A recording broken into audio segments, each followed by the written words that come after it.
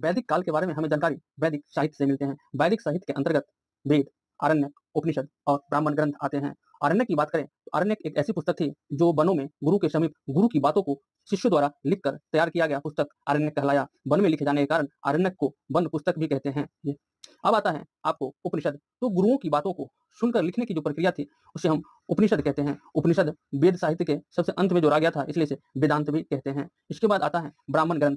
ब्राह्मण ग्रंथ उस ग्रंथ को कहते हैं जो वेदों के ज्ञान को पंडितों द्वारा आम लोगों तक कथाओं के माध्यम से जो कहा गया, उन बातों को लिखे गए, उसको हम ब्राह्मण ग्रंथ कहते हैं। वैदिक काल के बारे में हमें जानकारी बुगाज कोई अभिलेख से पता चलता है। यह तुर्की में 1400 साल ईसा पूर्व बताई जाती है। इसमें दो कबीलाओं का वर्णन है, एक हिती और दूसरा मिति।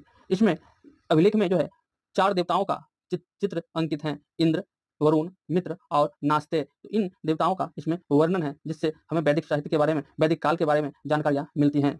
अगर वैदिक काल की बात करें तो वैदिक काल को हम 2 भागों में बांट कर पढ़ते हैं, एक ऋग्वैदिक काल और दूसरा उत्तर वैदिक काल। ऋग्वैदिक काल की जो समय अवधि है वो 1500 ईसा पूर्व से लेकर 1000 ईसा पूर्व तक के काल को ऋग्वैदिक काल कहते हैं, और 1000 ईसा पूर्व से लेकर 600 ईसा पूर्व तक के काल को जो समय क्रम चला उसे हम उत्तर वैदिक काल कहते हैं। उत्तर वैदिक काल के अंतर्गत में ही जो है बाकी के 3 वेदों का रचना हुआ था, जिसमें सामवेद, अथर्ववेद और यजुर्वेद का इसमें रचना किया गया। वैदिक साहित्य को औपनिषद कहते हैं।